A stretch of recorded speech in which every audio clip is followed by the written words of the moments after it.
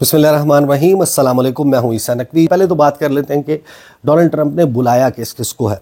Donald Trump ने हैरान कुन तौर पर जो सबसे इंटरेस्टिंग मेरा ख्याल है कि दावतनामा भेजा है। वैसे तो तकरीबन 2-3 ऐसे इंटरेस्टिंग बड़े दिलचस्प दावतनामे हैं जो डोनाल्ड ट्रंप की तरफ से भेजे गए हैं। जो सबसे इंटरेस्टिंग है वो है अमेरिका, जिसको अपना सबसे बड़ा हरीफ करार देता है चीन के सदर शी जिनपिंग को जो है वो डोनाल्ड ट्रंप ने इनवाइट किया है, पर्सनली इनवाइट किया है। और अभी तक की इतलात के मुताबिक जो चाइना है, चीन के सदर शी जिनपिंग वो ख़ुद शिरकत नहीं करेंगे।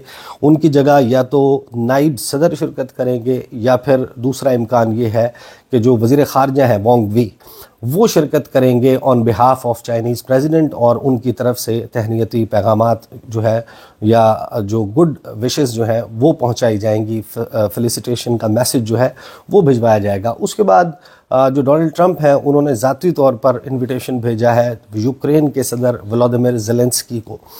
ज़ेलेंस्की के हवाले से वो किस किस किस्म की बात करते रहे हैं।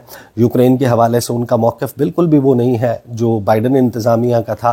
व्लादिमीर ज़ेलेंस्की की शिरकत अभी तक कन्फर्म नहीं है, लेकिन ये कन्फर्म है कि उनको शिरकत के लिए दावतनामा ख़ुद जो है वो जो बाइडन की तरफ से डोनाल्ड ट्रंप की तरफ से भेजा गया। फिर जापान के फॉरेन मिनिस्टर हैं, हमारे पड़ोसी मुल्क इंडिया के फॉरेन मिनिस्टर जयशंकर को भी दावतनामा मौसूल हुआ है, लेकिन ये इनविटेशन जो है वो अमरीकी सदर ने ख़ुद बराह रास्त नहीं भेजा, उनकी टीम की तरफ से भिजवाया गया है। फिर उसके बाद आप देखें कि जो इटालियन प्राइम मिनिस्टर हैं जॉर्जिया मेलोनी, उनको इनवाइट किया गया है। फिर जो हंगरी के प्राइम मिनिस्टर हैं विक्टर ऑर्बन, उनको इनवाइट किया है। ये इनविटेशन भी बड़ा इंटरेस्टिंग है क्योंकि विक्टर ऑर्बन को डोनाल्ड ट्रंप जो है वो अपने पहले दौरे हुकूमत में 2 लोगों को कहा करते थे ये मेरे जुड़वा भाई हैं, ट्विन ब्रदर हैं। इनमें एक विक्टर ऑर्बन थे, और विक्टर ऑर्बन की हुकूमत और जो बाइडन इंतज़ामिया उसके दरमियान खासी टक्कर रही, मसाइल रहे।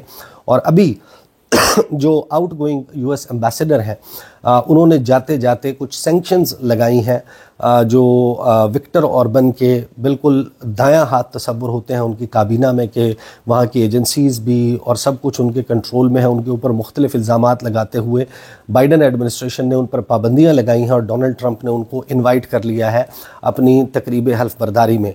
फिर कुछ बिजनेस फिगर्स हैं पूरी दुनिया से, उनको भी टीम की तरफ से इन्विटेशंस गए हैं, वो डायरेक्ट डोनाल्ड ट्रंप के इन्विटेशन नहीं है। फिर एल सल्वाडोर के प्रेसिडेंट हैं, इसी तरीके से जो अर्जेंटाइन के प्रेसिडेंट हैं हावियर मिलेई, उनको बुलाया गया है। कुछ मज़ीद दिलचस्प इन्विटेशन हैं, लेकिन एक बड़ा दिलचस्प इन्विटेशन है जिससे ये सवाल पैदा होता है कि फिर इमरान खान के लिए क्यों नहीं आया इन्विटेशन, क्योंकि वो इन्विटेशन गया है जायर बोल्सोनारो को, ब्राज़ील के जायर बोल्सोनारो। मैं माजी में बड़ी वीडियोस कर चुका हूँ, लेकिन ये एक ख़तरे की घंटी है। कम से कम जो इस वक्त सदर हैं ब्राज़ील के लूला डे सिल्वा, उनके लिए बड़ी ख़तरे की घंटी है, क्योंकि बाइडन एडमिनिस्ट्रेशन ने वहाँ पर जिस किस्म का किरदार अदा किया वो बड़ा सिमिलर पैटर्न पर है जो इमरान खान के साथ पाकिस्तान में हुआ। जायर बोल्सोनारो जो है वो इमरान खान से एक बुध पहले गालिबन 17 या 18 फरवरी को 2022 में मौजूद थे। क्रेमलिन में रूसी सदर व्लादिमीर पुतिन के साथ उन्होंने हैंडशेक किया था और सॉलिडारिटी का इजहार किया था।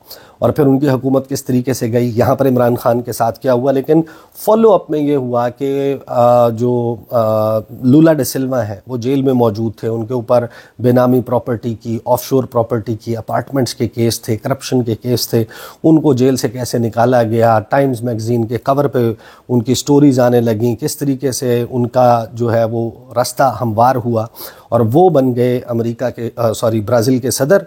जायर बोल्सोनारो जो है वो आउट हो गए, और जायर बोल्सोनारो की सूरत हाल ये है कि उनका जो पासपोर्ट है वो कॉन्फिस्केट किया हुआ है।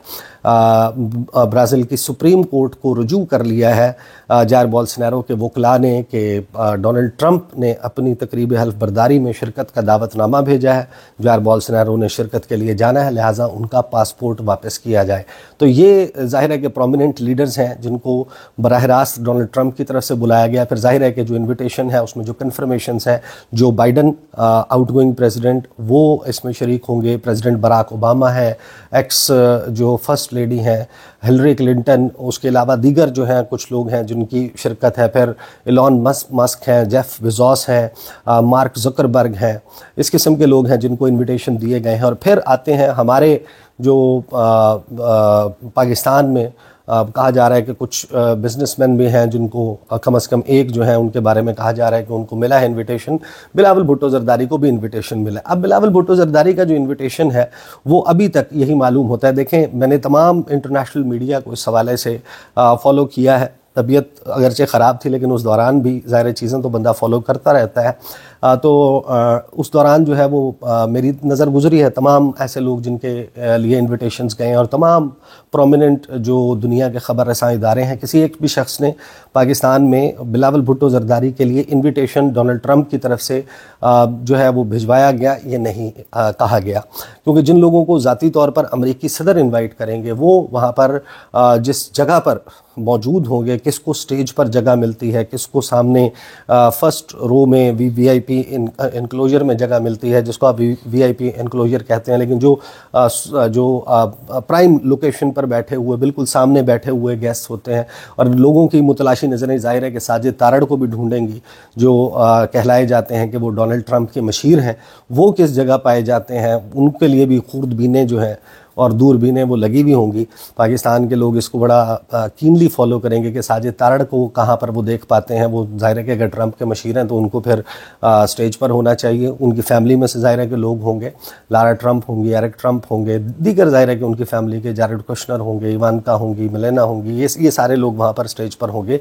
लेकिन जिन लोगों को बुलाया गया है ख़ुद बज़ाते ख़ुद डोनाल्ड ट्रंप की जानिब से, उसका प्रोटोकॉल बड़ा मुख्तलिफ होता है। उनको बाकायदा जो है वो स्टेट गेस्ट का प्रोटोकॉल दिया जाता है, उसी तरीके से उनको रिसीव किया जाता है, उसी तरीके से उनके ठहरने का बंदोबस्त किया जाता है, उसी तरीके से उनको तकरीब के लिए लाया जाता है। तकरीब के बाद उनका कॉल ऑन या कम अज़ कम जो है वो एक फ़ेस टू फेस तहत इंटरेक्शन जो है वो नौ मुंतखब सदर के साथ करवाया जाता है। तो क्या बिलावल भुट्टो जरदारी उन लोगों में शामिल होंगे कि जो फिर ऑनवर्ड्स वाइट हाउस में जो है वो ओवल ऑफिस के आसपास साउथ ब्लॉक में किसी और जगह पर जो है वो आपको नज़र आएंगे कि जहाँ पर वो डोनाल्ड ट्रंप के साथ मुसाफा कर रहे हों, उनके साथ बैठकर कोई प्रेस इंटरेक्शन कर रहे हों, कोई मुलाकात कर रहे हों। तो मेरा अभी तक का जो जिन लोगों से मेरी बात हुई है अमेरिका में, इस किस्म का कोई इम्कान मौजूद नहीं है। फिर कुछ ज़ाहिर है कि लोग कहते हैं कि आप इनविटेशन बाय भी करते हैं। बाय से मुराद ये है कि ये ज़ाहिर है कि ये भी है कि आपने अगर शिरकत करनी है तो उसके लिए आप इनविटेशन बाय भी कर सकते हैं। आपको जो है वो अगर पार्टी में अगर आपका इंग्रेस है, पार्टी में लोगों के साथ ताल्लुक़ है। बिलावल भुट्टो जरदारी लामहला पाकिस्तान के वज़ीर ख़ारजा भी रहे हैं, सदर मुमलिकत के बेटे भी हैं, साबिक़ 2 मरतबा की वज़ीर आज़म बेनज़ीर भुट्टो के फ़र्जंद हैं। और माजी में उनका ज़ाहिर है कि वो हवाला भी देते हैं कि डोनाल्ड ट्रंप ने उनकी वालदा के लिए, उनके वालिद के लिए एक जो है वो खाना की दावत की थी जिसमें उन्होंने भी शिरकत की थी। तो बिलावल भुट्टो जरदारी का इन्विटेशन उसी किस्म का है। लेकिन ये ज़ाहिर है कि एक बड़ा दिलचस्प पहलू है कि पूरे थर्ड वर्ल्ड कंट्रीज़ में ये बहस बहरहाल चलती है। उनके अखबारात में, उनकी डिबेट में ये चीज़ मौजूद होती है कि आया उनकी तरफ से किसको बुलाया जा रहा है और किसको नहीं। तो ये है जनाब बिलावल भुट्टो जरदारी का इन्विटेशन और उस इन्विटेशन की कहानी। अब मैं क्विकली क्योंकि गला भी इतना साथ नहीं दे रहा तो मुज़ाकरात के हवाले से मैं आपको बता दूं। एक तो ये कि मुज़ाकरात के हवाले से कोई बहुत ज़्यादा उम्मीदें नहीं हैं। ये राउंड आखिरी राउंड भी हो सकता है। PTI जो है उनके जिन लोगों से मेरी बात हुई है उनके मुताबिक ये जो राउंड है टॉक्स का, ये इसका स्कोप बड़ा लिमिटेड है। स्कोप यही है कि जो चार्टर ऑफ डिमांड्स है वो रिटन फॉर्म में हुकूमत के हवाले किया जाएगा। और अगर हुकूमत ये इंटेंट शो नहीं करती फौरी तौर पर आज ही के दिन कि हम राज़ी हैं जो जुडिशल कमीशन है वो बनाने पर 26 नवंबर और 9 मई पर, तो ये फिर मुज़ाकरात का आखिरी दौर होगा। और अगर हुकूमत ये इंटेंट ज़ाहिर कर देती है कि हम कमीशन बनाने जा रहे हैं तो कमीशन बनने के लिए फिर फॉलो अप में ये मीटिंग ज़रूर हो सकती हैं कि कमीशन की सरबराही किसके पास होगी, किन जज साहिबान के पास होगी, उसके टर्म्स ऑफ रेफरेंस क्या होंगे। तो ये तो है PTI के एंड पर। फिर जो हुकूमत का एंड है वहाँ पर अब तकरीबन वो स्टोरी कन्फर्म होती हुई नज़र आ रही है, जिसके ऊपर मैं फॉलो अप इंशाल्लाह आपके सामने रखूँगा। जो 1 जनवरी को मैंने स्टोरी की थी जिसमें मैंने बताया था कि किस किस्म की ऑफ़र पाकिस्तान तहरीक इंसाफ को, इमरान खान साहब को की गई है, जो जेल के में अडियाला जेल में डिस्कस हुई है, जिसके ऊपर बहस हुई है पाकिस्तान तहरीक इंसाफ के जो क़यादत है उसकी इमरान खान के साथ, और किस किस्म की शराइत उसके लिए रखी गई हैं, इमरान खान से क्या मांगा जा रहा है।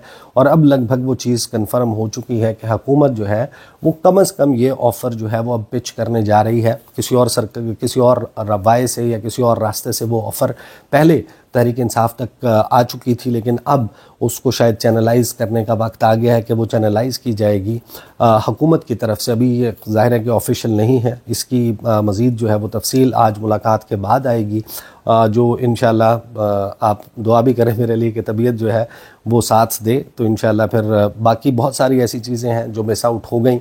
इस दौरान इमरान खान साहब ने अडियाला जेल से जो बयानात दिए हैं, जो चीज़ें सामने आई हैं, फिर पेशावर में जो मीटिंग हुई है, army chief general Syed Asim Munir उनकी वहाँ पर शिरकत, बैरिस्टर गौहर की मुलाकात होने और ना होने, तरदीद और इस सारे मामले के ऊपर, इस मीटिंग के ऑप्टिक्स के ऊपर, और जो बदलता हुआ इंटरनेशनल सिनेरियो है वो किस तरीके से इम्पैक्ट कर सकता है। फिर हमारा जो पड़ोसी मुल्क है अफ़गानिस्तान, उसके जो इंडिया के साथ कोज़ी अप होना है, ये सारा। और फिर वसीम बदामी साहब ने बड़ा एक इम्पॉर्टेंट इंटरव्यू किया अली अमीन गंडापुर का, जिसमें उन्होंने अफ़गानिस्तान की पॉलिसी के हवाले से आर्मी चीफ़ को कोट करते हुए जो गुफ्तगू की। और भी बहुत सारी ज़ाहिर है कि ऐसी चीज़ें हैं जो मिस आउट हो गई, जिसके ऊपर अगर कोई फॉलो अप बनता हुआ तो इंशाल्लाह आने वाली वीडियोज़ में आपके सामने रखूँगा। अब तक के लिए इतना ही, इजाज़त दीजिए, अल्लाह हाफ़िज़।